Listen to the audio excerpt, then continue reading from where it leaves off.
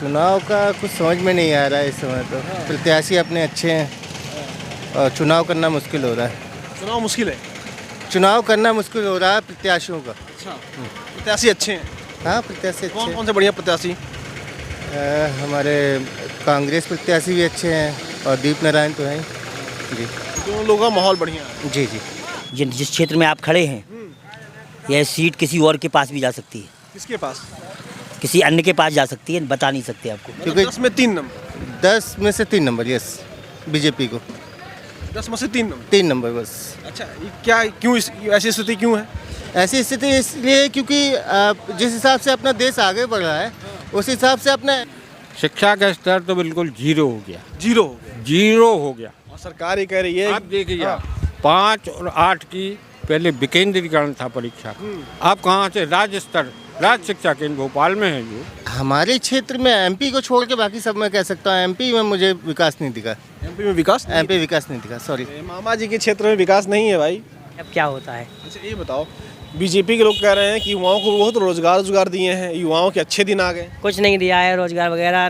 जिसकी 80% भी है 10th 12th में, उसको कोई विद्यालय नहीं दिया गया है, महाविद्यालय नहीं दिया गया है, कुछ भी नहीं किया। इस वक्त हम मोर्चा में हैं और चुनाव का मौसम चल रहा है।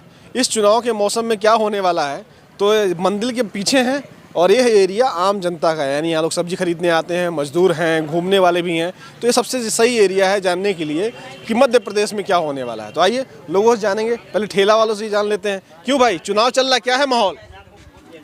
हमारे हिसाब से तो कांग्रेस आएगी। कांग्रेस? कांग्रेस का क्यों? अब ये नहीं बता सकते क्यों, क्या है, उन्हीं की लहर है जाना। लहर है? हाँ, क्या है? इस समय स्थिति जो है बहुत जटिल है। हाँ।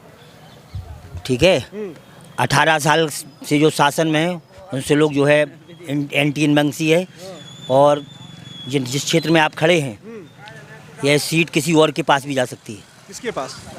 किसी अन्य के पास जा सकती है, बता नहीं सकते आपको। अरे डरते हैं क्या आप? नहीं, डरते नहीं हैं। हाँ। सरकार कोई बना नहीं पा रहा। नहीं बना पा रहा है। यहाँ पे मतलब कांग्रेस बीजेपी का माहौल नहीं है। सब जगह जो है दोनों पार्टियों में अंतर विरोध इतना ज़्यादा है कि सरकार बनना बड़ा मुश्किल है। अच्छा, लिख लीजिए इसे पेज पर। सरकार बनना मुश्किल है। मुश्किल है किसी का भी, अंतर विरोध ज़्यादा है दोनों पार्टियों में। सब जगह बागी खड़े हुए हैं। जगह बागी खड़े हुए। जी, ध्यान रखो। अच्छा, ये बताइए, अगर बीजेपी की हम बात करें तो बीजेपी के लोग कह रहे हैं अच्छे दिन आ गए हैं, कुछ अच्छे दिन आए हैं। अच्छे दिन उनके लिए तो आए हैं 18 साल में। आम जनता के लिए नहीं आए। अब आम जनता तो जो है, जो पहले थी जिस स्थिति में उसी में वो है, अभी भी है। अच्छा, ये रोजगार की बहुत बात करते हैं बीजेपी के लोग, क्या है रोजगार की स्थिति? देखो, हर आदमी जो है अपना खा रहा, अपना कुआं खोद रहा। सब लोग अपनी अपनी जो जगह जिस जगह पे है अपनी अपनी मलाई छान रहे हैं। जनता से मतलब नहीं। जनता तो राम राजा की पब्लिक है। पहले से ही रविंद्रनाथ टैगोर ने कह दिया है कि जनगण मन अधिनायक जाया है भारत भाग विधाता। भारत का भाग विधाता के हाथ में, नेताओं के हाथ में नहीं है, ध्यान रखो। क्या दादा, क्या है स्थिति चुनाव की? अब वो तो पता चलेगा। चुनाव की स्थिति बड़ी अंतरात्मा में है वोटर्स की। अच्छा, प्रदेश की अगर बात करें तो प्रदेश में भाजपा की सरकार 18 साल से, और भाजपा के लोगों ने कहा कि हमने बहुत विकास कराया है। आपको कुछ विकास दिखता है भाजपा का? विकास एक बात, वो तो स्वतः प्रक्रिया है चल रही है। पुराने ज़माने में लोगों के कच्चे करते, उनके बच्चों ने लेंटर करवा दी, आज चिप्स लग रही है, टाइल्स लग रही है, तो वो तो ठीक है कि विकास हुआ है। शिक्षा का स्तर जमीन में मिल गया, ठीक है। आप सक्षम हैं, आपके विदेश में पढ़ रहे हैं, हमारे कहाँ पढ़ रहे हैं? गवर्नमेंट में, प्राइमरी में, कहीं कुछ नहीं। CM राय, PM राय, ये सब। ये तो कह रहे हैं गवर्नमेंट का, इधर आ जाइए, गवर्नमेंट का जो स्कूल है कह रहे हैं बहुत बढ़िया बन रहा है, ऐसा कहीं दिख रहा है? कैसा बढ़िया बन रहा? कैसा बढ़िया बन रहा? बढ़िया बताइए, आप कैसा कह रहे हैं कैसा बढ़िया बन रहा? आप लोग बच्चों का स्तर तो देखिए कहाँ जा रहा। क्या बच्चे स्कूल में आ रहे हैं? नहीं आ रहे। 50% भी उपस्थिति नहीं है। सब कागजों पे, कम पर इंटरनेट, फलाना नेट, ये जानकारी, वो जानकारी। शिक्षा का स्तर तो बिल्कुल जीरो हो गया। जीरो हो गया? जीरो हो गया। और सरकार ये कह रही है। आप देखिए 5 और 8 की पहले विकेंद्रीकरण था परीक्षा, अब कहाँ से राज्य स्तर, राज्य शिक्षा केंद्र भोपाल में है जो मिशन का, तो वहाँ से एक का भी परीक्षा का टाइम टेबल आ रहा। पहले जिले स्तर पे होती थी 5वीं की और संभाग स्तर पर होती थी 8वीं की परीक्षा। आज तक 4-5 महीने हो गए, 5 के और 8 के बच्चों की अंक सूचियाँ नहीं आई। ये स्थिति है। ये स्थिति है। आइए और भी लोग हैं यहाँ पे, बात कर लेते हैं। क्या हाल है भैया चुनाव का? चुनाव का कुछ समझ में नहीं आ रहा है इस समय तो। प्रत्याशी अपने अच्छे हैं और चुनाव करना मुश्किल हो रहा है। चुनाव मुश्किल है। चुनाव करना मुश्किल हो रहा है प्रत्याशियों का। अच्छा, प्रत्याशी अच्छे हैं। हाँ, प्रत्याशी अच्छे कौन हैं। कौन से बढ़िया प्रत्याशी?